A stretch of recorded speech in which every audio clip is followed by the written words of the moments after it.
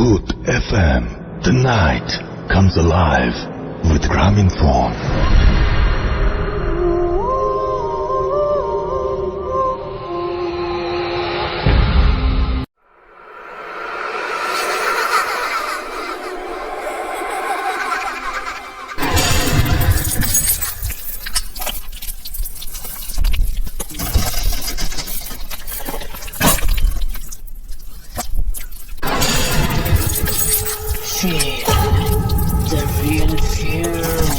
প্রিয় লিসেনার্স, আসসালামু আলাইকুম।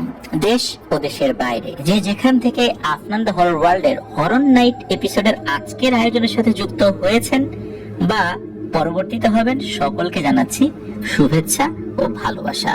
আশা করি সবাই ভালো আছেন, সুস্থ আছেন। প্রিয় লিসেনার্স, আজকের যে হরর নাইট এপিসোডটি আপনাদের সামনে তুলে ধরার চেষ্টা করব, সেখানে যার ঘটনাটি আপনাদেরকে শোনাতে যাচ্ছি, ওনার নাম মোহাম্মদ ইমরান হোসাইন। ওনার ঘটনা কিন্তু আগেও আমরা আপনাদের সাথে শেয়ার করেছিলাম এবং আপনাদের যে ফিডব্যাক গুলো ছিল মাশাআল্লাহ অনেক ভালো ছিল, এবং সেটাতে উদ্বুদ্ধ হয়েই কিন্তু উনি প্রতিনিয়ত নতুন নতুন ঘটনা পাঠাচ্ছেন। তো ঘটনায় যাওয়ার আগে কয়েকটি কথা একটু বলে নিতে চাই। সেটি হচ্ছে, আমাদের চ্যানেলে যারা নতুন রয়েছেন, যারা এখনো সাবস্ক্রাইব করেননি, তারা দ্রুত সাবস্ক্রাইব করে ফেলুন প্লিজ। আমাদের ফেসবুক পেজ এবং group Afnan the horror world নামে, যার লিঙ্ক দুটো আমরা আমাদের ভিডিও ডেসক্রিপশনে দিয়ে রেখেছি। সেখানে গিয়ে আপনারা আমাদের পরিবারের সদস্য হয়ে আপনাদের মূল্যবান মতামতগুলো পোস্ট করে বা কমেন্ট করে আমাদেরকে জানাতে পারবেন। প্রিয় লিসেনার্স, আপনারা যারা ঘটনা পাঠাতে চান তারা লিখে অথবা রেকর্ড করে যে কোনো ভাবে ঘটনা পাঠাতে পারবেন আমাদের ইমেল অ্যাড্রেসের মাধ্যমে। ইমেল অ্যাড্রেসটা হচ্ছে afnanthehorrorworld@gmail.com। এটা আর স্পেলিংটা AFNANTHEHORRORWORLD, afnanthehorrorworld@gmail.com। আর স্পেলিংটা কিন্তু আমরা ভিডিও ডেসক্রিপশনেও দিয়ে রেখেছি। প্রিয় লিসেনার্স, চলুন কথা বাড়াবো না, মূল ঘটনাতে চলে যাব। তো ইমরান হোসেন ভাই, উনি বর্তমানে ঢাকার উত্তরাতে থাকেন, একটি চাকরি করছেন। উনি যখন এলাকাতে ছিলেন ওই সময়ে টিউশনি করাতেন। ওই টিউশনির যে স্টুডেন্ট, তার দাদার মুখে উনি ঘটনাটি শুনেছিলেন। দাদার নিজের সাথেও ঘটেছিল এবং ওনার ভাইদের সাথে মূলত ঘটনাটি ঘটেছিল। যখন ওই স্টুডেন্টকে পড়াতে যেতেন, তো পড়ানোর পরে যখন টুকটাক নাস্তা পানি করতেন, তখন ওই দাদা আসতেন। দাদা কিন্তু বেশ মুরব্বী ছিলেন। উনি ওই সময় হাতে যে লাঠি, ওই লাঠিতে ভর দিয়ে আস্তে আস্তে আস্তে আস্তে এগিয়ে আসতেন আর কি। তো উনি বিভিন্ন বিষয় গল্প করলেও ভুতুরে কোনো বিষয় নিয়ে গল্প কখনো করেন নাই। তো একদিন হয়েছে কি, টিউশনি করাতে আসার পর সন্ধ্যার পরে এই ইমরান হোসেন ভাই গিয়েছেন। তো হঠাৎ করে ঝড় শুরু হয়ে গেছে। ওই সময় তো বৈশাখ মাস ছিল, বিদ্যুৎ চলে যায়। তারপর এরকম পরিবেশ পরিস্থিতি হয় যে তখন আসলে পড়ানোর মতো কোনো অবস্থা ছিল না। স্টুডেন্টও বললো যে স্যার আজকে পড়বো না। ওদিকে ওই স্টুডেন্টের দাদাও চলে এসেছে। তখন ইমরান হোসেন ভাই বললেন যে হ্যাঁ ঠিক আছে, আজকে তো আসলে পড়ানোর মতো অবস্থাও নাই, কারণ যেরকম ঝড় বাদল শুরু হয়েছে, এখন তো বের হয়ে আসলে যাওয়া যাচ্ছে না। তো আমরা একটু গল্প গুজব করি। যেহেতু ঝড়ের রাত, অন্ধকার ছিল চারদিকে, দমকা বাতাস। ওই সময়ে ইমরান হোসেন ভাই ওই দাদার কাছে জিজ্ঞেস করেন যে দাদা, আপনার সাথে কি কোনো ভুতুরে ঘটনা আছে কিনা? তো তখন তার স্টুডেন্ট বলছিল যে হ্যাঁ, দাদার সাথে একটা ভুতুরে ঘটনা আছে, কিন্তু সহজে বলে না, দাদা আজকে বলো। উনি একটু গড়িমসি করলেও পরবর্তীতে বলেন, কিন্তু বিষয়টা খুব স্পর্শকাতর হওয়ার কারণে উনি একদম এক্সাক্ট কিছু কিছু নাম বলতে নিষেধ করেছিলেন এবং গ্রামের যেই নামটা, ওই নামটা বলতে উনি নিষেধ করেছিলেন। তো এই শর্তেই মূলত ঘটনাটি ইমরান হোসেন ভাই এটা শুনেছিলেন এবং অন্যদের কাছেও বলার অনুমতি ছিল, শুধু এই বিষয়গুলো বাদ রেখে। তো ঘটনাটির সময়কাল, অ্যাকচুয়াল যে সময়কাল দাদা বলতে পারেন নাই, তো বেশ আগে, 80-র দশকেরও আগে বা মুক্তিযুদ্ধের পরের সময়, এরকম আর কি একটা সময় আর কি, এক্সাক্ট সাল ওনার মনে নেই। তো ওই দাদারা ছিলেন 4 ভাই। সবার মধ্যে এই দাদা, মানে যার কাছ থেকে ঘটনাটি সংগ্রহ করা হয়েছে, উনি ছিলেন সবার বড়। আর ওনারা 4 ভাই ছিলেন মূলত কসাই। তারা বিভিন্ন জায়গা থেকে গরু কিনে আনতেন আর সেগুলো জবাই করে মাংস বিক্রি করতেন। আবার কেউ যদি গরু জবাই করে মাংস রেডি করে দেওয়ার কথা বলতো, তাহলেও তারা টাকার বিনিময়ে কাজটি করে দিতেন। বিভিন্ন প্রোগ্রামগুলোতে ওনারা গরু কেটে দিতেন। তো এইভাবে তাদের সংসার চলতো। ওনাদের মা বাবা ওই সময় যারা ছিলেন তাদের মধ্যে একজন শুধু জীবিত ছিলেন, ওনার মা জীবিত ছিলেন, বাবা জীবিত ছিলেন না। আর ওনাদের এক বোন ছিল, মানে এই 4 ভাই ছাড়াও একজন বোন ছিল। সুতরাং 4 ভাই, 1 বোন এবং মা, এই তাদের সংসার। আর ওনারা প্রত্যেকে ওই সময় বিবাহ শাদী করেছেন আর কি, তাদের পরিবার নিয়ে সবাই একসাথে আছেন আর কি। তো একদিন কি হয়, 2-3 গ্রাম পরে একটা গ্রাম থেকে একজন লোক আসেন তাদের কাছে। তিনি তার মেয়ের বিয়ে উপলক্ষে গরু জবাই করাবেন। এই জন্য এই যে দাদা, তো ওনার সাথে এসে কথা বলেন এবং তাদেরকে দিয়ে গরু জবাই করা এবং মাংস কেটে দেওয়ার কাজটা করাতে চান। তখন ওই দাদা, বড় ভাই হিসাবে উনি সবসময় এই বিষয়গুলো ডিল করতেন আর কি। তো ওই লোকের সাথে কথা বলেন এবং বলেন ঠিক আছে, কাজটা তারা করে দেবেন। তো এখানে একটা ব্যাপার, সেটা হলো ওনারা যদি কোনো এই ধরনের কাজ করতেন তাহলে একটু শর্ত লাগিয়ে দিতেন, সেটা হলো গরুর চামড়া এবং 4টা পা এগুলো তাদেরকে দিতে হবে এবং সাথে তার টাকাও দিতে হবে। মূলত ওনারা যেখানেই যেতেন এই শর্তটা ছিল। আর অন্যান্য কসাই যারা কাজ করতেন তারা মূলত এই একই ধরনের শর্তে কাজগুলো করতেন আর কি। অনেক সময় দেখা যেত যে ওই বাড়ি থেকে খুশি হয়ে কিছু মাংসও দিয়ে দিত, আর চামড়াটা এনে ওনারা বিক্রি করতেন। আর গরুর পায়াও বিক্রি করলে টাকা হয়, মানে এক্সট্রা টাকা ওনারা পেতেন আর কি। তখন ওই লোকটা ওই শর্তে রাজি হয়ে যান, তো ওনারাও রাজি। তখন ওই ব্যক্তিটি একটা ডেট দেন যে ওই তারিখে আপনারা বিকালের মধ্যে সেখানে চলে আসবেন। সাধারণত যেটা হয় যে কোনো বাড়ির অনুষ্ঠানে সকালবেলা যে মাংসগুলো, এই মাংসগুলো রান্নার কাজ শুরু হয় সাধারণত রাতের বেলা থেকে। এই প্রক্রিয়াটা তারা মানে করতে থাকে, বিশেষ করে জবাই করা, চামড়া ছুলে ফেলা, মাংসগুলো সুন্দর করে পিস পিস করে বানানো, সেগুলো ধোয়া, এগুলো কিন্তু একটা দীর্ঘ সময় লাগে। তো এই জন্য রাতের বেলায় কাজটা করতে হতো, আর ওনাদেরকে বিকালের মধ্যে সেখানে আসতে বলেন। তো দেখতে দেখতে দিন ঘনিয়ে আসে। তো দাদা এবং তার অন্যান্য 3 ভাই, এই 4 জন নির্দিষ্ট দিনে সময় মতো গিয়ে হাজির হন। তো ওনারা যাওয়ার সময় একটা পা চালিত ভ্যান ব্যবহার করতেন, এটা ওনাদের নিজস্ব ভ্যান। ওই ভ্যানে ওনাদের বেশ কিছু সরঞ্জামাদি থাকতো, যেমন মাংস কাটার জন্য এক ধরনের কাঠের একটা টুকরো থাকে, এটা আমরা অনেকেই দেখি। তারপরে বিভিন্ন আইটেমের ছুরি। আবার অনেক সময় দেখা যাচ্ছে যে ওই যে চামড়াটা ওনারা নিয়ে আসবেন, চামড়া তো অনেক ভারী, এটা তো কাঁধে করে বস্তায় করে নিয়ে আসা, দূর দূরান্ত থেকে আনাটা অনেক কঠিন হয়ে যায়। এই জন্য ওনারা সবসময় ভ্যান ব্যবহার করতেন, যেখানে যেতেন ভ্যানটা নিয়ে যেতেন। তো ওই বিয়ে বাড়িতে গিয়ে বাড়ির প্রধান কর্তার সাথে দেখা করেন আর বলেন যে তাদের কাজের জায়গাটা দেখিয়ে দিতে। তখন ওই কর্তা মশাই একজন লোককে ডেকে জায়গা দেখিয়ে দিতে বলেন। তো তারা সেখানে গিয়ে দেখেন যে গরুটা আগে থেকে বাঁধা রয়েছে। তো তারা তাদের মতো করে কাজ শুরু করেন। গরু জবাই থেকে শুরু করে পুরো প্রসেসিং করতে করতে তাদের অনেক রাত হয়ে যায়। তারা প্রায় মাঝরাতের দিকে কাজ শেষ করে বাড়ির দিকে রওনা হন। তো বলে রাখা ভালো যে তাদের যাওয়া আসার পথটা ছিল এমন যে কিছুটা পাকা রাস্তা, আবার বেশ কিছুটা কাঁচা রাস্তা। ফসল ক্ষেতের মাঝখান দিয়ে আবার এটা রাস্তা, মানে 2 পাশে ফসলের ক্ষেত, মাঝখান দিয়ে এরকম একটা রাস্তা চলে গেছে। রাস্তার একটা অংশ পাকা আর একটা অংশ কাঁচা। রাস্তাটা ছিল বেশ মোটামুটি ভালোই, 3-3.5 কিলোমিটার মতো হবে সব মিলিয়ে আর কি, কাঁচা পাকা মিলিয়ে। তবে এই পুরো রাস্তা জুড়েই যে 2 পাশে ফসলের মাঠ ছিল বিষয়টা এরকম না। এই মাঠ পার হওয়ার পর একটা জঙ্গল পড়ে। ওই জঙ্গলটায় আসলে সাধারণত কেউ যায় না, এটা সরকারি জায়গা, পরিত্যক্ত। তো এই জন্য ব্যক্তি মালিকানা না থাকার কারণে লোকজন ওখানে টুকটাক হয়তো বা কখনো কাঠ কাটতে যায় কি যায় না, লোকজন খুব কম যায়। ঝোপঝাড় বেশি, মানে ওখানে যে বড় বড় গাছ রয়েছে বিষয়টা এরকম না, কম আছে, ঝোপঝাড় বেশি, এই জন্য ওখানে খুব একটা লোকজন যায় না। দাদারা ভ্যান চালিয়ে আসছিলেন। তাদের 4 ভাইয়ের মধ্যে মেজো যিনি, উনি ভ্যানটা চালাচ্ছিলেন। মূলত ওই যে ওই কাজটা শেষ করে আসার পথের কথা বলছি আর কি। তো কিছুটা পথ আসার পর ওই যে যিনি মেজো ভাই, উনি এই দাদা মানে বড় ভাইকে বলেন যে ভাই দেখো তো সামনে ওইটা কি। তখন দাদা দেখেন যে তাদের থেকে একটু দূরে একটা গরু ঘাস খাচ্ছে। তখন দাদা বলছে, আরে এটা তো গরু, এটা আবার দেখানোর কি হলো, তুই ভয় পাচ্ছিস নাকি? তখন ওই মেজ ভাই বলেন যে ভয় পাবো কেন, আমি একটা অন্য বিষয় চিন্তা করছি। তখন দাদা দেখে জিজ্ঞেস করেন, বিষয়টা কি? তখন ওই মেজ ভাই বলেন, এত রাতে কার গরু ছুটে এখানে চলে আসলো, চলো আমরা এটাকে ধরে নিয়ে যাই। তখন দাদা বলে যে কেন, এটাকে ধরবো কেন? তখন ওই মেজ ভাই বলতেছে যে এটাকে ধরে নিয়ে যাই, যদি মালিক আসে খুঁজতে খুঁজতে আমরাও খুঁজবো, যদি মালিক পাওয়া যায় তাকে দিয়ে দিব, আর যদি মালিক না পাওয়া যায় তাহলে এটাকে আমরা জবাই করে ফেলবো।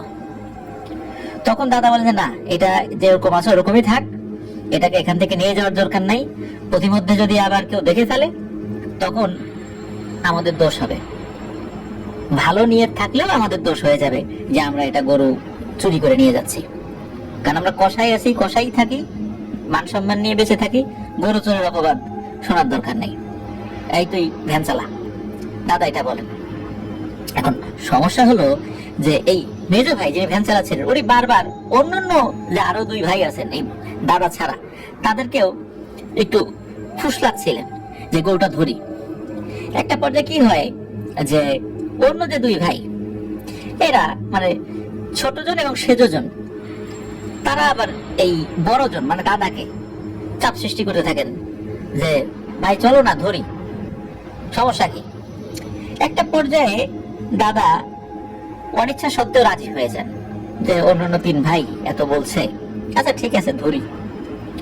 তো তখন তারা চারজন ভ্যান থেকে নামেন। ভ্যানটা মাঠের এক পাশে দাঁড় করে রাখা হয়, মানে রাস্তার থেকে নামিয়ে একটা জায়গায় দাঁড় করে রাখা হয় আর কি। আস্তে আস্তে আস্তে আস্তে ওনারা ওই গরুর দিকে এগিয়ে যান। গরুটা কিন্তু তার মতো করে ঘাস খাচ্ছিল। হঠাৎ করে ওই চারজন একত্রে গরুর উপর ঝাঁপিয়ে পড়েন।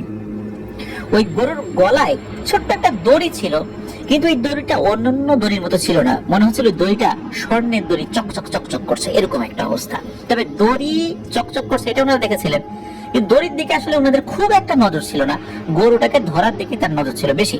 আর গরুটা বেশ বড় সড়ো ষাঁড় গরু ছিল, বেশ স্বাস্থ্যবান ছিল। তো চারজন একসাথে ঝাঁপিয়ে পড়লেও ওনারা গরুটাকে ধরতে পারেন না। আর যখনই ওনারা গরুটাকে ধরার চেষ্টা করে তখনই দৌড়ে গিয়ে ওই গরুটা দূরে সরে যায়। তখন আবার ওই চার ভাই ওই গরুটার পেছনে ধাওয়া করা শুরু করে। গরুটা দৌড়াতে দৌড়াতে ওই জঙ্গলের ভিতরে ঢুকে যায়। তখন ওই যে দাদা মানে চার ভাইয়ের মধ্যে যিনি বড় তিনি বলেন, এই চল তো আমরা চলে যাই, ওইটা জঙ্গলের ভিতর চলে গেছে, যাক ও একাই বের হয়ে যাবে, আর ভালো লাগছে না, চল কাজ করে অনেক ক্লান্ত, এখন এই গরুর পিছনে ছুটতে পারবো না। তখন বাকি তিন ভাই বলে, আরে বাদ দাও তো, কিসের ক্লান্ত, গরুটাকে ধরতেই হবে। তো এই চিন্তা করে তারাও জঙ্গলের মধ্যে ঢুকে পড়েন। তো বড় ভাই যিনি মানে দাদা উনিও অন্য তিন ভাইয়ের প্ররোচনায় রাজি হয়ে যান। এরপর ওনার গরুটাকে খুঁজতে শুরু করেন। খুঁজতে খুঁজতে একটা সময় ওনার গরুটাকে পেয়েও যান এবং একটা পর্যায়ে অনেক চেষ্টার পরে গরুটাকে ওনারা ধরতে সক্ষম হন। কিন্তু তখন আবার একটা বিষয় চিন্তা করতে থাকেন, এই গরুটাকে ধরে যদি এখন নিয়ে যাবো, এই সময় যদি কেউ দেখে ফেলে তাহলে মানুষজন কি বলবে, জঙ্গলের ভিতর থেকে এদিক থেকে গরু ধরে নিয়ে আসছি, এই ভয়টা তখন তাদের মধ্যে কাজ করে। তখন এই যে মেজ ভাই উনি একটা বদ মতলব আটেন এবং এটা অন্যদের সাথে শেয়ার করেন। উনি বলেন একটা কাজ করা যাক, আমরা গরুটাকে এখানে জবাই করে মাংস নিয়ে যাই, তাহলে তো কেউ আর কিচ্ছু টের পাবে না। তখন তাদের মধ্যে একজন গিয়ে ভ্যান সহ তাদের যে সরঞ্জামাদি ছিল সেগুলো নিয়ে আসেন, কারণ গরুর পেছনে দৌড়াতে দৌড়াতে ওই ভ্যান সহ জিনিসপত্র ওই মাঠের মধ্যে রেখে তোমরা চলে এসেছিলেন। এরপর গরুটাকে চারজন মিলে মাটিতে শুইয়ে দেন। গরুটা তো অনেক ধস্তাধস্তি করে কিন্তু তাদের সাথে পেরে ওঠে না, কারণ এই চারজনই ছিলেন খুবই সুঠাম দেহের অধিকারী এবং শক্তিশালী। কারণ এই চারজনের মধ্যে তিনজনই একটা বড় ষাঁড় গরু মাটিতে ফেলে চেপে ধরে রাখতে সক্ষম হতেন, আর আরেকজন জবাই করে ফেলতেন, যেহেতু ওনারা ওই কাজটা করে অভ্যস্ত আর কি। তো যাই হোক, কোনোভাবে তারা গরুটাকে শুইয়ে দিয়েই গলায় ছুরি চালিয়ে দেন। গরুটা তখন অদ্ভুত একটা আওয়াজ করতে থাকে। গরুর যেই ধরনের গোমরানি বিষয়টা এরকম না, কোনো বোবা মানুষ যদি কথা বলার চেষ্টা করে ঠিক যেমনটা শোনা যায় এরকম মানুষের কণ্ঠের মতো, কিন্তু এটা কোনো মানুষের কণ্ঠের মতো মনে হলো এটা যে গরুর ওরকম গোঙানির শব্দ না, এটা ওনারা বুঝতে পারেন। আর যখন ওই গরুটা ওই ধরনের গোঙারের মতো শব্দ করছিল, তখন চারদিক থেকে নানান ধরনের জীবজন্তু ডাকাডাকি শুরু করেছে, বিভিন্ন আওয়াজ ভেসে আসছিল। ওই সময় ওনারা চার ভাই মনে মনে ভয় পেল। তাদের মেজ ভাইয়ের কথায় অন্যান্য ভাইরা সাহস ফিরে পান। মেজ ভাই বলেন, ধরে এটা কিছু না, জঙ্গলে তো পশু পাখি ডাকাডাকি করবেই। কিন্তু ওখানে এমন ধরনের কিছু ডাকাডাকি শোনা যাচ্ছিল, ওই জঙ্গলে নিশাচর প্রাণী এটা আছে, নিশাচর প্রাণী যেগুলো রাতের বেলা থাকে, নিশাচর পাখি, কিন্তু ওখানে তো কোনো হিংস্র জীবজন্তু নাই। কিন্তু ওখানে বিভিন্ন ধরনের হিংস্র জীবজন্তুর আওয়াজও তারা শুনেছিলেন। কিন্তু ওইখানে ওই ধরনের কোনো প্রাণী থাকার কথা নয়। ওটা এমন কোনো জঙ্গল না যে সেখানে এই টাইপের প্রাণী থাকবে। তো যাই হোক, ওনারা গরুটাকে জবাই করেন, অল্প সময়ের মধ্যে চামড়াটা ছুলে ফেলেন, গরুর বিভিন্ন অংশগুলো ওনারা কেটে কয়েক টুকরো করেন, এরপর কাঁধে করে ওই ভ্যানের উপর রাখেন, বাড়িতে নিয়ে আসেন। ওনারা যে ওইখানে বসে বসে ওই মাংস টুকরো টুকরো কেটেছেন বিষয়টা এরকম না, গরুটাকে কয়েক টুকরো করে ওনারা বাড়িতে নিয়ে এসেছিলেন। প্রতিমধ্যে তাদের কোনো সমস্যা হয়নি। তো বাড়িতে আসার পর বাড়ির লোকজন জিজ্ঞেস করে যে এত মাংস কোত্থেকে পেলে? তখন তারা বলে যে যেখানে কাজ করতে গিয়েছিলেন তারা, সেই মালিক তাদের কাজে খুশি হয়ে উপহার দিয়েছে। বাড়ির লোকজন মানে এই চারজনের বউ, বাচ্চা কাচ্চা, তারপর আর মা, এই চার ভাইয়ের বোন, এরা তো বিশ্বাস করতে পারে না। কারণ হলো, খুশি হয়ে উপহার দিলে ঠিক আছে, কিন্তু এত মাংস তো কেউ খুশি হয়ে দেয় না। একটা গরুর সমান মাংস কি কেউ দেয় নাকি? এরপর ওনাদেরকে ভুলভাল বুঝ দেওয়া হয় যে ওখানে অনেকগুলো গরু কাটা হয়েছে, এর মধ্যে থেকে এক একটা গরু থেকে একটু একটু করে দিয়ে দিতে এরকম হয়েছে। কোনো গরুর রান নিয়েছি, কোনো গরুর ঘাড়ের অংশ নিয়েছি, এরকম করতে করতে এরকম হয়েছে। তো ওনারা ওই বিষয়টা নিয়ে খুব একটা প্রশ্ন তোলেন না। এর মধ্যে থেকে গরুর বেশ খানিকটা মাংস ওনারা রেখে দেন। ওই সময় কিন্তু ওই জাল দিয়ে দিয়ে বেশ সময় নিয়ে খাওয়া যেত। আর বাকি অংশটা পরের দিন সকালবেলা ওনারা বাজারে নিয়ে গিয়ে বিক্রি করে দেন। গরুর চামড়াটাও বিক্রি করে দিয়ে দেন, পায়াটাও বিক্রি করে দেন। এরপরে কেটে যায় প্রায় বছর খানেক, কোনো ধরনের কোনো সমস্যা হয়নি। এক রাতে ওই যে মেজ ভাই, উনি একটা স্বপ্ন দেখেন। তিনি দেখেন কোন একটা জায়গায় উনি দাঁড়িয়ে আছেন, চারপাশে শুধু বন জঙ্গলে ঘেরা। ওই বন জঙ্গলের মাঝখানে উনি দাঁড়িয়ে, হঠাৎ দেখেন মোটা একটা গাছ থেকে একটা আলোক রশ্মি বের হলো। তো সাথে সাথে ওই গাছ ভেদ করে চারজন লোক বের হয়ে আসলো, আর সাথে একটা গরু। তাদেরকে দেখে মনে হচ্ছে তারা গরুটাকে জবাই করার জন্য প্রস্তুতি নিচ্ছে। গরুটাকে তারা টেনে হিচড়ে নিয়ে আসছে। এভাবে তারা গরুটাকে জোর করে শুইয়ে দিয়েই গলায় ছুরি চালিয়ে দেয়। এই পুরো ঘটনাটা সেই মেজ ভাই অবাক দৃষ্টিতে ওই ঘুমের মধ্যেই দেখছিল। তার কাছে মনে হচ্ছিল উনি একটা বাস্তব জিনিস দেখছেন। উনি ওই ঘুমের মধ্যেই মানে ওই যে অবয়বগুলো, যে চারজন লোক, তাদেরকে বলেন, এই কারা তোমরা? কার গরু? তোমরা কি করছো? জবাই করছো কেন? এতক্ষণ কিন্তু ওই চারজন লোকের চেহারা ভালো করে উনি বুঝতে পারেন নাই। ওই লোকগুলো যখন তার দিকে ঘুরে তাকায়, তখন উনি দেখেন যে এই যে চারজন লোক, এই চারজন লোক হচ্ছে হুবহু তারা চার ভাই। তার বড় ভাই, মেজ ভাই, সেজ ভাই, ছোট ভাই, মানে উনি যিনি স্বপ্ন দেখছেন উনিও ওই চারজনের মধ্যে আছেন। এরপরে উনি আরো একটা ভয়ানক বিষয় খেয়াল করেন যে তাদের চেহারাটা আস্তে আস্তে পরিবর্তন হচ্ছে এবং সেগুলো ভয়ঙ্কর চেহারায় রূপান্তরিত হচ্ছে। সবারই বুক পুরো ঝলসে যাওয়ার মতো, চোখের স্থানে কিছু আছে কিনা বোঝা যাচ্ছে না, আর ঠোঁটগুলো অনেকটা ঝুলে পড়া। তখন ওই চারটি অবয়বের মধ্যে একটা বলে, এই কি অপরাধ করেছিল আমাদের ভাই? কেন তাকে এভাবে তোরা হত্যা করলি? শুধু কি হত্যা করেছিস, তার মাংস তোরা খেয়েছিস। তোদের কোনো ক্ষমা নাই রে, কঠিন শাস্তির জন্য অপেক্ষা কর। এই বলে তারা অদৃশ্য হয়ে যায়। তখন এই মেজ ভাই ঘুমের ভিতরে চিৎকার দিয়ে ওঠেন এবং উনি ঘুম থেকে জেগে যান। ওনার পাশে ওনার স্ত্রী শুয়েছিলেন, উনিও চিৎকারে জেগে যান। কি হয়েছে? বলে যে একটা দুঃস্বপ্ন দেখেছি। তো উনি রাতের বেলা ওনার ওয়াইফকে বিষয়টা কিছু না বললেও পরের দিন সকালবেলা বাকি তিন ভাইকে এই স্বপ্নের বিষয়টা জানান। তখন ওই তিন ভাই বলে, আরো ও খারাপ কিছু না, খারাপ স্বপ্ন দেখেছিস। উনিও সেটাই মনে করেন। কিন্তু পরের দিন এই যে দাদা, মানে এই চার ভাইয়ের মধ্যে যিনি বড়, উনি এসে একই কাহিনী বলেন যে উনিও একই স্বপ্ন দেখেছেন। এইভাবে কয়েকদিনের ব্যবধানে বাকি দুই ভাইও একই স্বপ্ন দেখেন। তখন তারা বিষয়টা নিয়ে চিন্তিত হন। সবাই যেহেতু একই স্বপ্ন দেখেছেন, তাহলে তো এটা দুঃস্বপ্ন হতে পারে না। তখন তারা কি করা যায় এটা ভাবতে থাকেন। এভাবে কিছুদিন অতিবাহিত হয়ে যায়। একদিন ওই মেজ ভাই রাতের বেলা বাজার থেকে বাড়িতে ফেরত আসছিলেন। তিনি একাই ছিলেন, একটা বাইসাইকেল ছিল, তো উনি ওনার ওই বাইসাইকেলটা চালিয়ে আসছিলেন।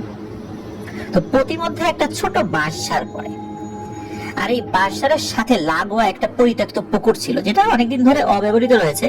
পানি নাই বললেই চলে, বর্ষাকালে একটু পানি যাবে, অন্য সময় শুকনোই থাকে। তো তখন তিনি ওই বাঁশঝাড়ের কাছে যখনই ওই এসেছেন আর কি, উনি দেখেন ওই পুকুরের ভেতর থেকে মাটি ভেদ করে, বড় হলো মাটি ফুঁড়ে একটা কিছু বের হলো। চাঁদের আলো ছিল, ওই বের হয়ে ওই জিনিসটা দৌড়ে ঠিক রাস্তার মাঝ বরাবর এসে দাঁড়িয়ে পড়ে। এই অবয়বটাকে দেখে উনি সাইকেলটা দাঁড় করান, আর ওই প্রাণীটির দিকে উনি লক্ষ্য করেন। এটা যে কি প্রাণী উনি বুঝতে পারছিলেন না। এই ধরনের প্রাণী উনি আগে কখনো দেখেছেন কিনা এটা উনি বলতে পারেন না। এটা দেখতে না শেয়াল না কুকুর, তবে আকারটা বেশ বড়। তবে এর বিবরণটা যেভাবে দেয়া যায় সেটা হয়তো এমন হবে যে 4 পায়ে একটা প্রাণী, তবে এটা 2 পায়ে ভর করে ওখানে বসে আছে, আর 2 পা উঁচু করে বসে আছে। অনেক সময় দেখা যায় কুকুর মাঝে মাঝে এভাবে বসে, মানে অনেক সময় পোষা কুকুর যেগুলো খেলার ছলে 2 পা উঁচু করে বসে, এরকম আর কি, ওইভাবে বসে আছে। মুখটা লম্বাটে ধরনের, কিছুটা শেয়ালের মতো। মুখের 2 দিক দিয়ে বড় বড় দুটো সুচালো দাঁত বের হয়ে আছে, এবং মনে হচ্ছে নাকের উপর একটা গন্ডারের মতো একটা ছোট শিং রয়েছে।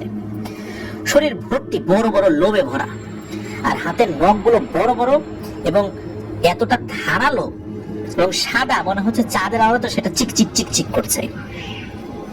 এরপর কি হলো, একে একে আরো 3টা অবয়ব, একই ধরনের অবয়ব ওই বাঁশের আশপাশ থেকে চলে আসলো। একটা তো মাটি ভেদ করে উঠেছিল, আর বাকিগুলো ওনার কাছে মনে হলো বাঁশের আশপাশ থেকে চলে আসে। এরকম 4টা অবয়ব চলে আসে, তো এসে রাস্তার মাঝ বরাবর দাঁড়িয়ে যায়। এমন মনে হচ্ছিল যে তারা তাকে আর যেতে দেবে না এখান থেকে, এবং ওরা ওর জন্যই, মানে মেজ ভাইয়ের জন্যই এগুলো অপেক্ষা করছিল। তখন ওই প্রাণীগুলোর মধ্যে থেকে একটা প্রাণী অদ্ভুত একটা আওয়াজ করে। এই আওয়াজটাও খুব ভয়ানক এবং অপরিচিত আওয়াজ। সাধারণত কুকুর, বিড়াল, শেয়াল বা অন্যান্য কোনো প্রাণী এই ধরনের আওয়াজ করে না, মানে যেটা তার পরিচিত প্রাণী আছে, এরকম পরিচিত কোনো প্রাণীর এরকম আওয়াজ উনি শোনেন নাই। খুবই ভয়ঙ্কর একটা আওয়াজ ছিল। এরপর ওইসব প্রাণী একসাথে ভয়ঙ্কর আওয়াজ শুরু করে। এই সময় নেকড়ে বাঘ একসাথে ডাকাডাকি শুরু করে, অনেকটা তেমন আর কি। এই ভয়ঙ্কর আওয়াজে ওই মেজ ভাইয়ের কলিজা কেঁপে ওঠে। উনি তো ভয়ে দিশেহারা হয়ে পড়েন, কি করবেন বুঝতে পারেন না। তখন তিনি একটা কাজ করেন, ওনার সাথে থাকা একটা বিড়ি উনি ধরিয়েছেন। ওই সময় তো উনি বিড়ি খেতেন আর কি, গ্রামের মানুষ যেটা সাধারণত খেয়ে অভ্যস্ত ছিলেন ওই সময়টাতে। উনি জানতেন যে এই টাইপের কোনো প্রাণী আগুন দেখলে কাছে আসতে পারে না, কিন্তু ওনার এই চিন্তাটা পুরোপুরি ভুল প্রমাণিত হয়। একটা দমকা হাওয়া এসে ওনার হাত থেকে বিড়িটা ফেলে দেয়। চারপাশে মনে হচ্ছিল ঝড় শুরু হয়ে গেছে, গাছপালা মনে হচ্ছে দুমড়ে মুচড়ে যাবে, বাসা নুইয়ে পড়ে মাটির সাথে। তখন ওই প্রাণীগুলোর মধ্যে থেকে একটা প্রাণী মানুষের মতো করে কথা বলে ওঠে, এবং ওই মেজ ভাইয়ের নাম ধরে বলে, কিরে, বলছিলাম না কঠিন শাস্তির জন্য প্রস্তুত হ, আজকে তোর জীবনের শেষ দিন। এই বলে ওই প্রাণীগুলো একসাথে ওই মেজ ভাইয়ের উপর আক্রমণ করে। শুরু হয় ধস্তাধস্তি, তাকে বারবার আছড়াতে থাকে, এমন আছাড় তাকে মারে আসলে শরীরের হাড়গোড়ের বিভিন্ন জায়গা এগুলো ভেঙে গিয়েছিল। এবং কি করেছে, তাকে টেনে হিচড়ে বাসার পাশে ওই যে পুকুরটা, ওই পুকুরটার দিকে নিয়ে যাচ্ছে। এমন সময় দূর থেকে একটা আওয়াজ ভেসে আসে, একজন লোক আসছিল, এবং এটা ছিল এই মেজ ভাইয়ের বড় ভাই, মানে এই যে দাদা যিনি ঘটনাটি বলেছেন আর কি। উনিও বাজারে গিয়েছিলেন কাজ করতে, ওনার ফেরত আসতে দেরি হচ্ছিল।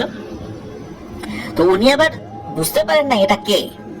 উনি যখন দেখছেন কোনো একটা মানুষকে টেনে হিস্টে নিয়ে যাওয়া হচ্ছে, উনি চিন্তা করেছিলেন যে গ্রামে অনেক সময় একজনের সাথে আরেকজনের শত্রুতা থাকে, মাঝে মাঝে রাতের বেলা সংঘবদ্ধ হয়ে ওই নির্দিষ্ট ব্যক্তিকে আক্রমণ করে। উনি চিন্তা করেছেন যে এরকম কোনো ব্যক্তিকে কেউ আক্রমণ করেছে, মেরে ফেলার চেষ্টা করছে। এই জন্য উনি জোরে চিৎকার দিচ্ছিলেন, এই কে রে এখানে, এই তোরা কাকে মারিস, তোরা কারা, এরকম করে জোরে করে চিৎকার করছিলেন। তো ওই সময় ওই চিৎকারটা কিন্তু এই মেজো ভাই শুনেছিলেন এবং বুঝেছিলেন তার বড় ভাই। তখন বড় ভাই বলে একটা জোরে চিৎকার দিয়ে উঠেছিলেন। এরপরে উনি বেহুশ হয়ে যান।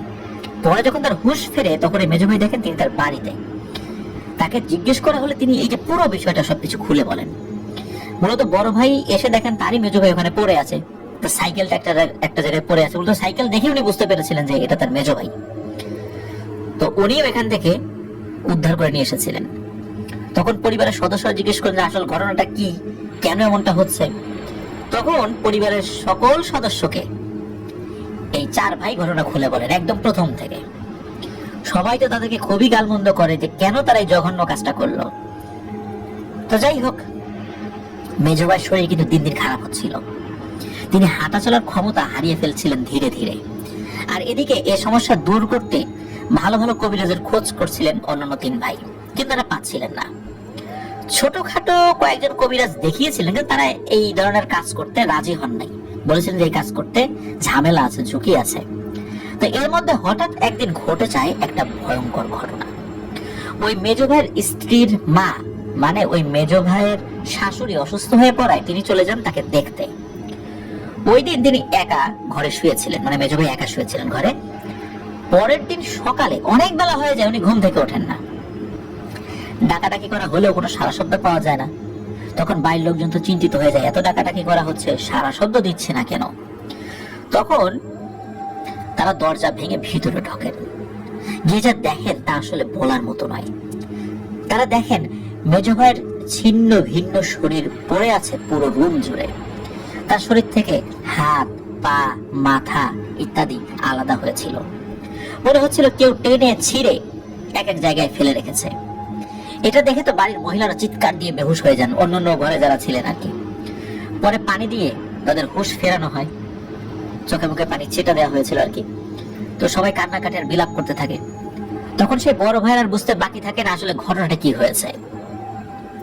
তখন ওই জায়গাতে যারা উপস্থিত ছিলেন তাদেরকে অনুরোধ করেন যে এই বিষয়টা যেন কাউকে জানানো না হয়। এরকম একটা ঘটনা, এটা তো পুলিশ কেস, আর জানানো হলে হয়তো পুলিশ কেস হবে, গ্রামের মানুষদেরকে মানে হয়রানির শিকার হতে পারে।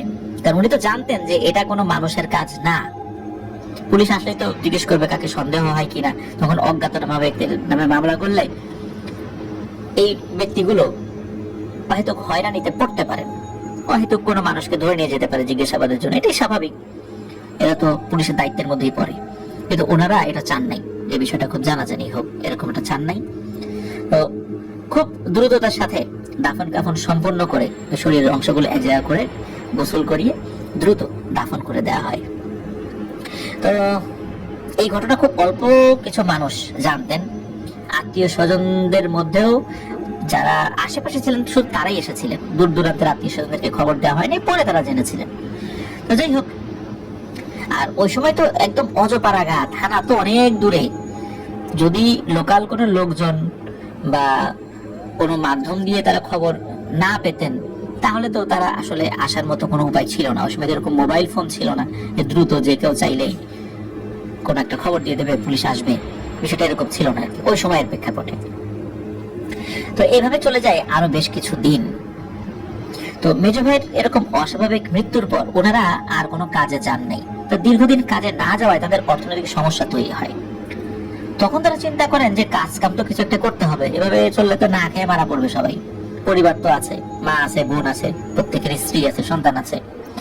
তখন ওনারা একটা বিষয় চিন্তা করেন যে আপাতত কিছুটা দিন আমরা কষায়ের কাজ যেভাবে বন্ধ রেখেছি এভাবে বন্ধ রাখি, আমরা অন্য কাজ করি। তো একদিন এই যে বড় ভাই, ওনার কাছে তারই এক প্রতিবেশী এসে বলেন যে তার ফসলের ক্ষেতটা পাহারা দেওয়ার কথা, যে পাহারা দেবেন কিনা, কেননা রাতে হল ফসল চুরি হয়ে যাচ্ছিল। তো এই কথা শুনে বড় ভাই এদিক ওদিক চিন্তা না করে রাজি হয়ে যান। তখন মূলত শীতকাল ছিল এবং কলাইয়ের মৌসুম। এ সময় হয় কি, ওই কলাই চোরের আনাগোনা খুব বেড়ে যায় খেতে। আবার অনেকে রাতের বেলা গরু ছেড়ে দিয়ে রাখেন যাতে কলাই গরু খেয়ে ফেলতে পারে, শত্রুতা করে এরকম কাজটা করেন। এই জন্যই মূলত তাকে ফসল পাহারা দেওয়ার কথা বলা হয়। তো তিনি পরের দিন থেকে দুই ভাইকে নিয়ে ফসল পাহারা দেওয়ার কাজে লেগে পড়েন। এই ফসলের মাঠ ছিল তাদের বাড়ি থেকে প্রায় 2 কিলোমিটার দূরে, আর ফসলের ক্ষেতটাও ছিল বেশ বড়। তারা 3 ভাই পাহারা দিতে থাকে। প্রথম দিকে কোনো সমস্যা হয় না, কিন্তু কিছুদিন পর থেকে শুরু হয় একটা সমস্যা। পাহারা দেওয়া সত্ত্বেও ফসলের পরিমাণ দিন দিন মনে হচ্ছিল কমে যাচ্ছে। তো এই বিষয়টা যখন জমির মালিককে জানানো হয়, তখন উনি জমিটা দেখতে আসেন। দেখে যে সত্যি জমির বিভিন্ন সাইড থেকে ফসল ওঠানো। তখন তিনি তাদের 3 ভাইকে খুব রাগারাগি করেন এবং বলেন, তোমরা ঠিক মতো পাহারা দিচ্ছ না। তারা বলেন, আমরা তো ঠিক মতোই পাহারা দিচ্ছি। তখন জমির মালিক বলেন, তাহলে এভাবে পাহারা দিলে আমার খেতে তো কিছুই থাকবে না, আর তোমাদের পারিশ্রমিক আমি দেবো কিভাবে? তোমরা কিন্তু পারিশ্রমিক পাবা না। এই বলে উনি চলে যান। তখন তারা 3 ভাই চিন্তা করেন যে আরো ভালো করে পাহারা দিতে হবে। পরের রাত্রে ওনারা যান পাহারা দিতে। তখন তারা ভিন্ন ভিন্ন জায়গায় পাহারা দেওয়া শুরু করেন। আগে একত্রে দিতেন, এখন ভিন্ন ভিন্ন জায়গায় পাহারা দিচ্ছেন। একত্রে পাহারা দেওয়ার উদ্দেশ্য ছিল, যেহেতু একটা ভয়ের ঘটনা ঘটে গেছে আর কি, মেজো ভাইয়ের সাথে মর্মান্তিক মৃত্যু হয়েছে। এখন তারা ভিন্ন ভিন্ন ভাবে পাহারা দিলে আবার কোন বিপদ আসে, এই জন্যই মূলত ওনারা একসাথে পাহারা দিতেন।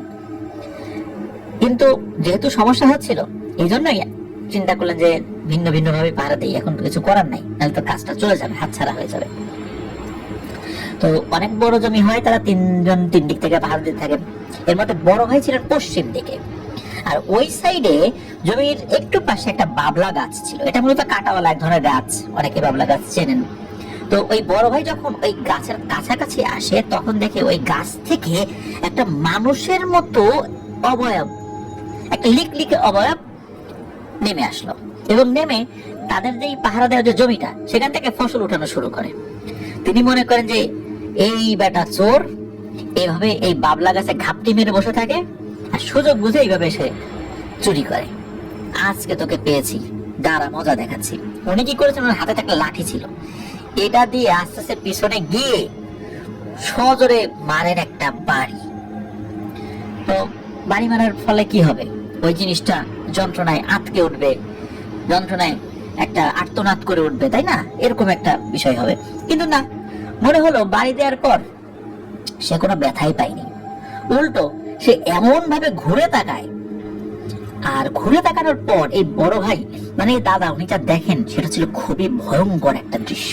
উনি দেখেন এটা এমন একটা প্রাণী যেটাকে একটু আগে মানুষের মতো মনে হয়েছিল, এটা আসলে মানুষ না, এটা না শেয়াল না কুকুর। শেয়াল এবং কুকুরকে একত্র করে যদি কোনো প্রাণী তৈরি করা হয়, ঠিক তেমন। এটার মুখ শেয়ালের মতো হলো, দাঁতগুলো ছিল খুবই চোখা চোখা, নাকের উপর গন্ডারের মতো একটা ছোট শিং রয়েছে বলে মনে হচ্ছিল চাঁদের আলোতে। শরীর ভরা লোম, আর চোখ দিয়ে মনে হচ্ছিল সবুজ আলো বের হচ্ছিল। উনি এটা দেখার সাথে সাথে ওনার মেজ ভাই, উনি যে একবার আক্রমণের শিকার হয়েছিলেন এবং পরবর্তীতে যে বর্ণনা দিয়েছিলেন, এই বর্ণনার সাথে এইটার চেহারা মিলে যাচ্ছিল, অনেকটাই মিলে যাচ্ছিল আর কি। আর এই জিনিসটার হাত পায়ের নখগুলো ছিল বড় বড়, সাদা, চকচক চকচক করছিল চাঁদের আলোতে। এর একটা আঁচড় খেলেই শরীর ছিন্ন ভিন্ন হয়ে যাবে, এমন একটা অবস্থা। এটা দেখে তো উনি ভয়ে পাথর হয়ে যান। তিনি যে চিৎকার করবেন, মনে হচ্ছে গলা দিয়ে কোনো সাউন্ডই বের হচ্ছে না। এরপর ঘটে আরো একটা ভয়ানক ব্যাপার। তার সামনে থাকা অবয়বটা মুহূর্তের মধ্যে একটা থেকে কয়েকটায় পরিণত হয়, একটা থেকে 3টা কি 4টা এরকম হয়ে গেছে। মনে হচ্ছিল ওইটার ভেতর থেকেই আরো বেশ কয়েকটা বের হয়ে এসেছে। এরপর তারা ঝাঁপিয়ে পড়ে বড় ভাইয়ের উপর। তারা তাকে আঁচড়াতে থাকে এবং বড় বড় নখ দিয়ে তার শরীরে আঁচড় কাটতে থাকে। একটা সময় তিনি জোর একটা চিৎকার করে বেহুশ হয়ে যান। পরে যখন তার হুঁশ ফেরে, তখন তিনি দেখেন উনি বাড়িতে, তার চারপাশে তার পরিবারের লোকজন। 3 দিন পর তার হুঁশ ফিরেছিল। তিনি এক সাইডে কাত হয়ে শুয়েছিলেন। উনি চিত হয়ে শুতে পারছিলেন না ব্যথায়, তার শরীরে বিভিন্ন জায়গায় আঁচড় দেওয়া ছিল। তার পিঠে গভীর ক্ষত হয়েছে, দেখে মনে হচ্ছে কেউ নখ দিয়ে আঁচড় দিয়ে এমনটা করেছে। মূলত উনি যখন চিৎকার দিয়েছিলেন, অন্য সাইড থেকে তার 2 ভাই ওই দিকটাতে চলে এসে ওনাকে উদ্ধার করেন। তারা এসে এখানে কিছু দেখতে পায় নাই। তো এই দাদা মানে ওই যে বড় ভাই, তার পিঠে থাকা ক্ষতগুলো এই ইমরান ভাই, যিনি ঘটনা সংগ্রহ করেছেন, উনি নিজেও দেখেছেন। ঘটনা বলার পর ওই জামাটা একটু উঁচু করে এই ক্ষতগুলা দেখিয়েছিলেন। উনি ছবি তুলতে চেয়েছিলেন, কিন্তু এই বড় ভাই মানে এই যে দাদা, উনি রাজি হন নাই। এত বছর পরও মনে হচ্ছিল ক্ষতগুলো একদম তাজা। যাই হোক, এরপর ওনার একটা বড় কবিরাজের সন্ধান পান। ওই কবিরাজের বাড়ি ছিল মাগুরা জেলার নোয়াহাটা ইউনিয়নে। তো গ্রামের নামটা এই দাদা মানে বড় ভাই মনে করতে পারেন নাই। আর কবিরাজের নাম কামাল বা কাশেম এরকম কিছু একটা হবে, মানে ক দিয়ে নামটা উনি পুরোপুরি মানে আসলে ওনার মনে নাই, মনে করতে পারেন নাই। তো সেখানে যাওয়ার পর তারা কবিরাজকে সব ঘটনা খুলে বলেন। কবিরাজ এটা শুনে তাদেরকে অপেক্ষা করতে বলেন এবং উনি ওনার একটা নির্দিষ্ট কক্ষে প্রবেশ করেন। তাদেরকে বলেন যে আমাকে ডাকাডাকি করবেন না, আমি ঘন্টাখানেক পর নিজে বের হয়ে আসবো, আমি দেখি আসলে তথ্য নিয়ে ব্যাপারটা কি। তো ঘন্টাখানেক পরে উনি খুব গম্ভীর মুখে বের হয়ে আসেন। তিনি জানান যে তিনি তার সাথে থাকা জিনদের মাধ্যমে যে তথ্য সংগ্রহ করেছেন সেটা হলো যে এই যে জিনগুলো এসে এনাদের ক্ষতি করছে, এরা মূলত 5 ভাই। তারা ওই জঙ্গলে, প্রথমে যে জঙ্গলের কথা প্রিলিসে আমরা বলেছি এবং তৎসংলগ্ন যে এলাকা রয়েছে ওই এলাকায় বহু বছর ধরে বসবাস করে। এই ভাইদের মধ্যে একজন ছিল বোবা, এ ছিল আবার খুবই নম্র ভদ্র স্বভাবের, কিন্তু বাকি ভাইরা ছিল খুবই দুষ্টু প্রকৃতির জিন। তারা কোনো কারণ ছাড়াই মানুষকে ভয় দেখাতো, যে আমরা বিভিন্ন ভয়ের ঘটনা দেখি না বা শুনি না, ওরকম টাইপের আর কি। এরা মানুষকে ভয় দেখাতো কারণ ছাড়া, এটা দেখে খুব মজা পেত, মানুষকে ক্ষতি করার চেষ্টা করত। এই জন্য তাদের সম্প্রদায়ে বিভিন্ন সময় এদেরকে বিচারের সম্মুখীন করা হয়েছে। বিচারে বসার পর যারা বিচার করত তখন এই ভাইদেরকে বলতো যে তোরা তোদের ছোট ভাইকে দেখে শেখ, ও কত ভদ্র নম্র, ও বোবা হলেও কতটা শান্ত স্বভাবের, ও মানুষের উপকার করে, কখনো ভয় দেখায় না, ক্ষতি করে না। আর তোরা ওর কাছ থেকে, ছোট ভাইয়ের কাছে তোরা শিক্ষা নিতে পারিস না, এরকম নাকি তাদেরকে অনেক সময় বলা হতো। এই ভাইগুলো তারা দুষ্টু স্বভাবের হলেও তারা তার এই বোবা ভাইদের জন্য খুব গর্ববোধ করতো, না আমরা দুষ্টু হলেও আমার এই ভাইটা খুব ভালো, ও মানুষের উপকার করে। আর এই বোবা জিনটা মানে বোবা ছোট ভাইটা, সে ইশারা ইঙ্গিতে সবসময় তার অন্য ভাইদেরকে বলতো যে মানুষের এইভাবে ডিস্টার্ব করা যাবে না, ক্ষতি করা যাবে না, আল্লাহ গুনাহ দেবেন, এরকম সে ইশারা ইঙ্গিতে বোঝাতো এবং সবসময় অন্য ভাইদেরকে সে নিষেধ করত। এমনও হয়েছে অন্য ভাইরা মিলে কোনো একটা মানুষকে ভয় দেখানোর জন্য গিয়েছে, সে ওখানে উপস্থিত হয়ে অন্য ভাইদেরকে তাড়িয়ে দিয়েছে, এমনও হয়েছে। তো ভাই তো কিছু আর বলতে পারে না তারা, কিন্তু তারা সবসময় তার এই বোবা ভাইয়ের জন্য গর্ববোধ করত। এখন হয়েছে কি, এই যে ভাইগুলো ওরা একজন মানুষকে বিরক্ত করেছিল, যার ফলে ওই মানুষের বেশ ক্ষতিও হয়েছিল। পরে একজন কবিরাজ সে তার রিচুয়ালের মাধ্যমে এই ভাইগুলোকে হাজির করেন, ওই বোবা ভাই সহ। কিন্তু ওই কবিরাজ জানতে পারেন যে এই বোবা ভাই ভালো ও মানুষের উপকার করে, অন্য ভাইগুলো দুষ্ট। তখন কবিরাজ কি করেছেন, এই বোবা ভাইকে রেখে অন্য ভাইগুলোকে বোতলে বন্দি করে ফেলেন। এখন বোতলে বন্দি করেছেন, ওই বোবা ভাইটিকে ছেড়ে দিয়েছেন। আর ওই বোবা ভাই অনুরোধ করেন কবিরাজের কাছে যে তার ভাইদেরকে বন্দি না করতে, ওরা কারো ক্ষতি করবে না। কিন্তু ওই কবিরাজ বলেন যে তার জিনের মাধ্যমে জানতে পেরেছেন এই ভাইগুলো, মানে ওই বলে যে তোর এই ভাইগুলো খুবই খারাপ, বিভিন্ন সময় মানুষের ক্ষতি করেছে, বিভিন্ন সময় বিভিন্ন কবিরাজের হাতে মারও খেয়েছে, তারপরে ভালো হয় না, সুতরাং এদেরকে বন্দি করবই। যাই হোক, ওই ভাইগুলোকে বন্দি করে ফেলা হয়। এই ভাইটা বাইরে ছিল। এখন হয়েছে কি, এই ভাই সে তার মতো করে ঘুরে বেড়াতো, বিভিন্ন সময় মানুষের উপকার করত। উপকারটা এমন ছিল যেমন কোনো একজন পানিতে ডুবে যাচ্ছে, সাঁতার জানে না, কোনো একটা বাচ্চা হোক যেটা হোক, মানে যেই হোক, এই বোবা জিনটি কি করতো, হঠাৎ করে ওইখান থেকে পানির ভিতর থেকে ওকে উপরে তুলে নিয়ে আসতো। তো ওই লোকটা বুঝতে পারতো না, ওই বাচ্চাটা বুঝতে পারতো না আসলে ঘটনাটা কি, কেন এমনটা হলো, এরকম ডুবে যাওয়ার হাত থেকে আমি বাঁচলাম কিভাবে। আবার দেখা যেত কোনো মানুষ গাছে বসে আছে বা কোনো কাজে গাছে উঠেছে, হঠাৎ করে সে পড়ে যেতে যাচ্ছে, এমন সময় ওই বোবা জিনটা তাকে একটা অন্য ডালে বসিয়ে দিত।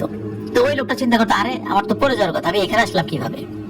তো এইভাবে খুবই মানে গোপনীয়তার সাথে ওই বোবা জিনটা মানুষের উপকার করত। এখন ওই দিনে হয়েছে কি, ওই বোবা জিনটা সে তার মতো করে একটা গরুর রূপ নিয়ে ঘাস খাচ্ছিল। আর ওই সময়ে এই যে দাদা এবং তার 3 ভাই, এই 4 জন দিক দিয়ে যাচ্ছিল। তো মানুষের নজরে পড়ে যাওয়ার কারণে ওই জিনটা ওই সময় ওখান থেকে তার সুরত চেঞ্জ করে অদৃশ্য হয়ে যেতে পারেনি। এটা জিনদের একটা সীমাবদ্ধতা, অনেক ক্ষেত্রে এটা দেখা যায়। যে তারা হঠাৎ করে মানুষের নজরে পড়লে তাদের সুরত চেঞ্জ করতে পারে না। তখন কি হয়েছে, ওই বোবা জিনটা মনে করেছিল যে গরু মনে করে ছেড়ে চলে যাবে, কিন্তু ওরা যখন 4 ভাই মিলে তাকে আক্রমণ করে সে ওখান থেকে ছুটে চলে যায়। বারবার তাকে আক্রমণ করে একটা সময় সে জঙ্গলের ভিতরে ঢুকে গেলেও তাকে ধরে ফেলতে সক্ষম হয় এবং ধরে ফেলার কিছু সময়ের মধ্যেই তাকে জবাই করে ফেলে।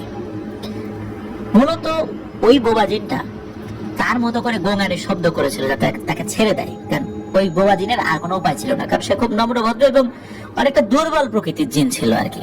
মানে সে যে খুব শক্তিশালী টাইপের বিষয়টা এরকম না, এই জন্য সে কোনো ধরনের কোনো প্রতিরোধ গড়ে তুলতে পারেনি। আর ওই সময় আশেপাশে অন্যান্য যে জিনগুলো ছিল ওরা ওদের মতো করে শব্দ করছিল যাতে করে ভয়ে চলে আসে, কিন্তু ওই জিনগুলো কোনো একটা কারণে হয়তোবা অদৃশ্য জগতের বিষয় তারা ওই সময় ওই মুহূর্তে কোনো সহযোগিতা করতে পারেনি। আর খুব অল্প সময়ের মধ্যে ঘটনাটা ঘটে গিয়েছিল, ওরা ছুরি চালিয়ে এই বোবা জিনটাকে হত্যা করেছিল এবং হত্যা করার পর সে মাংস নিয়ে যায়, তারা নিজেরাও খায়, বাজারে বিক্রি করে। তো এই কারণে মূলত এই সমস্যাটা সৃষ্টি হয়েছে। আর এই ভাইয়েরা ওই সময় ছিল বন্দী। ওই সময় এই ভাইকে রক্ষা করার জন্য তারা কোনো ধরনের কোনো পদক্ষেপ নিতে পারেনি, কিন্তু বছরখানেক পরে এই ভাইরা কোনো না কোনো ভাবে মুক্তি পেয়ে যায় তাদের বন্দী দশা থেকে। এসে যখন তার ভাইকে খুঁজতে থাকে তখন ওই জঙ্গলের কাছে গিয়ে অন্যান্য জিনদের কাছে জিজ্ঞেস করে আমার বউয়া ভাইটা কই, তখন বা তোমার ভাইয়ের সাথে তো এই ধরনের ঘটনা ঘটেছে। আর আমরা ওই সময় কোনো ধরনের সহযোগিতা করার আগে এই ধরনের ঘটনা ঘটে গেছে, তো তোমার ভাই তোমরাই প্রতিশোধ নাও, এই জন্য আমরা অপেক্ষা করেছি। তো ওরা যখন এই কথা শোনে, তাদের এই সহজ সরল দুর্বল ভালো বোবা ভাইটাকে এভাবে এই 4 ভাই হত্যা করেছে, তখন এরা প্রচন্ড রকমের ক্ষিপ্ত হয় এবং এই 4 ভাইকে মেরে ফেলার সিদ্ধান্ত নেয়। এর প্রেক্ষাপটেই এই যে মেজো ভাই যে ওই সময় ওই দিন ভ্যান চালাচ্ছিল এবং তার মাথা থেকেই এই ধরনের কুটবুদ্ধি বের হয়েছিল, একে আগে হত্যা করেছে। প্রথম সময় হত্যা করতে গিয়ে ব্যর্থ হয়েছিল, বড় ভাই চলে এসেছিল, কিন্তু পরবর্তীতে এই সুযোগটা তারা কাজে লাগিয়েছিল, হত্যা করেছিল। এরপর অন্যান্য ভাইদের পালা। তখন এই সব কথা যখন শোনে তখন এই 3 ভাই খুব মানে অনুতপ্ত হয় যে আসলে এই কাজটা খুব খারাপ হয়েছে। জিন না হোক অন্যের গরু হলেও তো রাতের বেলা এভাবে জবাই করে নিয়ে আসাটা উচিত হয়নি। আর তারপরেও একটা জিনকে হত্যা করেছে। আর এর ভাইরা অত্যন্ত খারাপ প্রকৃতির, আর খারাপ হোক ভালো হোক এই ধরনের একটা ঘটনা ঘটলে যে কেউ তো প্রতিশোধ নেবে। এখন এর থেকে বাঁচার উপায় কি?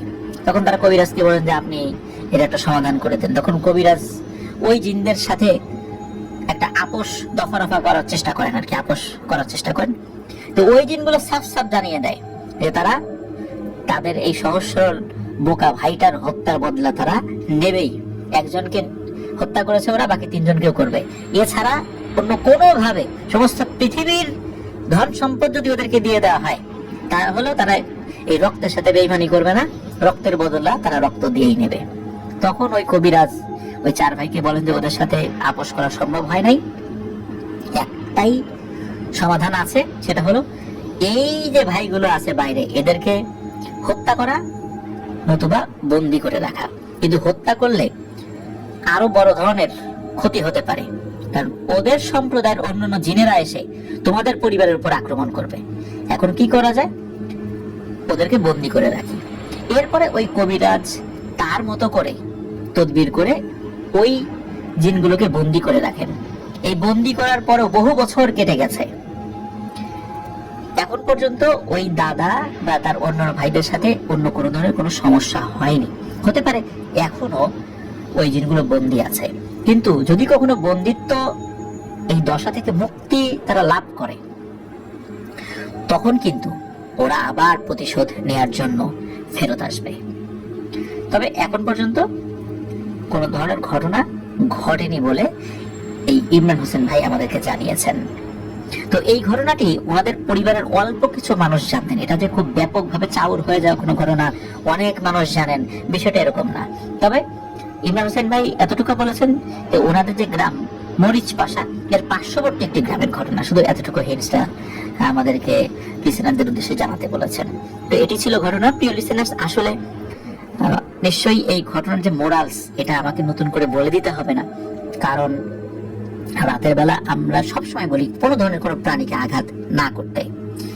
আর এই 4 ভাইয়ের মধ্যে এই মেজো ভাই যেই বুদ্ধি দিয়ে এই কাজটি করিয়েছিলেন অন্য ভাইদেরকে দিয়ে, এটি খুবই একটা অন্যায় কাজ ছিল, যার পরিণতি উনি ভোগ করেছেন। অন্যদের দোষ কম বেশি যাই থাকুক না কেন, আল্লাহর রহমতে ওনারা এখনো যেভাবে আছেন ভালো আছেন। তবে যদি আবার ওই জিনগুলো ছাড়া পেয়ে যায় তখন কি অবস্থা হবে এটা আমরা বলতে পারি না। তবে আমরা দোয়া করি ওনারা ভালো থাক। ডিয়ার লিসেনার্স, আশা করছি আমাদের এবারের এপিসোডটি আপনাদের ভালো লেগেছে। আর আমরা ইনশাল্লাহ আসছে সোমবার অমীমাংসিত রহস্যের আরো একটি নতুন এপিসোড নিয়ে আপনাদের সামনে হাজির হব। আপনারা যারা ঘটনা পাঠাতে চান তারা লিখিত বা রেকর্ড করে যে কোনো ভাবে কিন্তু ঘটনা পাঠিয়ে দিতে পারবেন আমাদের ইমেল অ্যাড্রেসে। শুধু ইমেল অ্যাড্রেসের মাধ্যমে আমরা ঘটনা আপাতত নিতে পারছি। অন্য কোনো মাধ্যমে যেমন হোয়াটসঅ্যাপ, মেসেঞ্জার বা কোনো ভয়েস কল, এগুলোর মাধ্যম দিয়ে কোনো ঘটনা আমরা আপাতত নিতে সক্ষম হচ্ছি না। আমাদের ঘটনা ইমেল অ্যাড্রেসের মাধ্যমে আপনাদেরকে পাঠানোর জন্য অনুরোধ করছি। আমাদের ইমেল অ্যাড্রেসটা হচ্ছে afnanthehorrorworld@gmail.com। এইটা AFNANTHEHORRORWORLD afnanthehorrorworld এরপর @gmail.com। ইমেল অ্যাড্রেসের স্পেলিংটা আমরা আমাদের ভিডিও ডেসক্রিপশনে দিয়ে রেখেছি, সেখানে গিয়ে স্পেলিংটা চেক করে নিতে পারবেন। আর আমাদের চ্যানেল লিংকটা কিন্তু আপনারা আপনাদের আইডিতে শেয়ার করে দিতে পারেন। আর যারা আমাদের এই ঘটনাটি শুনলেন অবশ্যই এই ভিডিও লাইক বাটনে কিন্তু প্রেস করতে ভুলবেন না। প্রিয় লিসেনার্স, ঘটনাটি কেমন লাগলো তা জানিয়ে আমাদের ফেসবুক গ্রুপে কিন্তু আপনারা পোস্ট করতে পারেন। আমাদের ফেসবুক পেজ এবং গ্রুপের লিংকটাও আমরা আমাদের ভিডিও ডেসক্রিপশনে দিয়ে রেখেছি, সেখানে গিয়ে আপনারা আমাদের পরিবারের সদস্য হয়ে যেতে পারবেন। প্রিয় লিসেনার্স, আপনারা জানেন যে আপনাদের পাঠানো 10টি ঘটনা নিয়ে আমরা ভয়েস শিহরণ বইটি প্রকাশ করেছিলাম। এবার আমার একুশে বইমেলায় বইটি রকমারিতে রয়েছে। রকমারি থেকে অনায়াসে আপনারা বইটি অর্ডার করে নিয়ে আপনাদের সংগ্রহে রাখতে পারবেন। ইনশাল্লাহ বইয়ে সন্নিবেশিত 10টি ঘটনা আপনাদের ভালো লাগবে। আপনাদের পরিচিত এবং আপনাদের সকলের প্রিয় অনেকেরই ঘটনা সেখানে রয়েছে। প্রিয় লিসেনার্স, চলুন আজকের এপিসোডের একদম সমাপ্তি টেনে দেই। আমার জন্য দোয়া করবেন, আমার পরিবারের জন্য দোয়া করবেন, আপনাদের জন্য দোয়া রইল, আপনাদের পরিবারের প্রত্যেকের জন্য দোয়া রইল। মহান আল্লাহ সুবহানাহু ওয়া তাআলা আমাদেরকে ভালো রাখুন, সুস্থ রাখুন, নিরাপদে রাখুন, আফনান দ্য হরর ওয়ার্ল্ডের সাথে রাখুন। আসসালামু আলাইকুম।